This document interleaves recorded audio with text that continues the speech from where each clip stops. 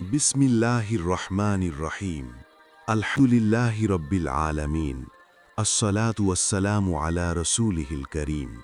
প্রিয় দর্শকবৃন্দ, আসসালামু আলাইকুম ওয়া রাহমাতুল্লাহ।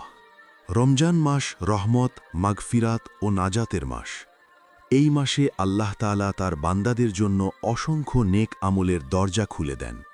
আজকের পর্বে আমরা আলোচনা করব পঞ্চম রোজার আমল নিয়ে, বিশেষ করে প্রিয় নবী হজরত মুহাম্মদ সাল্লাল্লাহু আলাইহি ওয়াসাল্লামের রমজানের 4টি গুরুত্বপূর্ণ আমল: রোজা, ইবাদত, দান ও ইতিকাফ, কোরআন ও হাদিসের আলোকে। রোজা, তাকওয়া অর্জনের প্রশিক্ষণ। রমজানের মূল আমল হল রোজা। আল্লাহ তাআলা আল কোরআনে ইরশাদ করেন, হে ঈমানদারগণ, তোমাদের উপর রোজা ফরজ করা হয়েছে, যেমন ফরজ করা হয়েছিল তোমাদের পূর্ববর্তীদের উপর, যাতে তোমরা তাকওয়া অর্জন করতে পারো।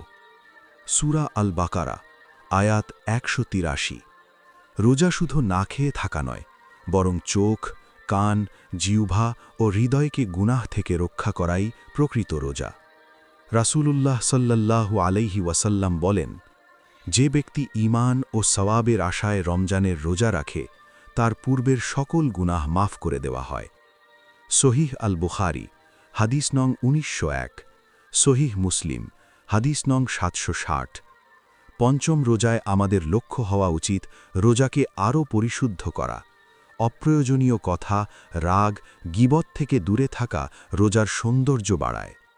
ইবাদত, কিয়ামুল লাইল ও কোরআন তেলাওয়াত। রমজানে নবীজি সাল্লাল্লাহু আলাইহি ওয়াসাল্লাম সবচেয়ে বেশি যে আমল করতেন তা হল রাতের ইবাদত। বিশেষ করে তারাবিহ ও তাহাজ্জুদ নামাজে তিনি দীর্ঘ সময় দাঁড়িয়ে থাকতেন।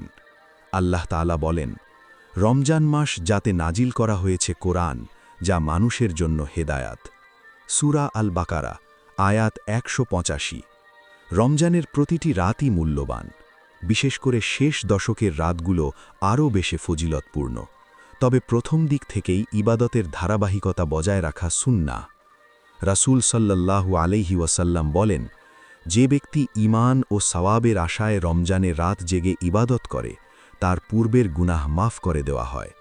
সহিহ আল বুখারী, হাদিস নং 307, সহিহ মুসলিম, হাদিস নং 759। পঞ্চম রোজায় আমরা নিজেদেরকে প্রশ্ন করতে পারি, আমাদের কোরআন তেলাওয়াত কি নিয়মিত হচ্ছে? তারাবিহ কি মনোযোগ দিয়ে পড়ছি? দান সাদকা। নবীজি সাল্লাল্লাহু আলাইহি ওয়াসাল্লাম ছিলেন সর্বাধিক দানশীল। রমজানে দান করার গুরুত্ব অনেক বেশি। নবী করিম সাল্লাল্লাহু আলাইহি ওয়াসাল্লাম এই মাসে সবচেয়ে বেশি দান করতেন। হাদিসে এসেছে, রাসূলুল্লাহ সাল্লাল্লাহু আলাইহি ওয়াসাল্লাম ছিলেন মানুষের মধ্যে সবচেয়ে দানশীল, আর রমজানে তিনি আরও বেশি দানশীল হয়ে যেতেন। সহিহ আল বুখারী, হাদিস নং 6।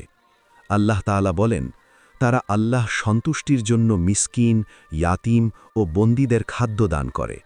সূরা আল ইনসান, আয়াত 8।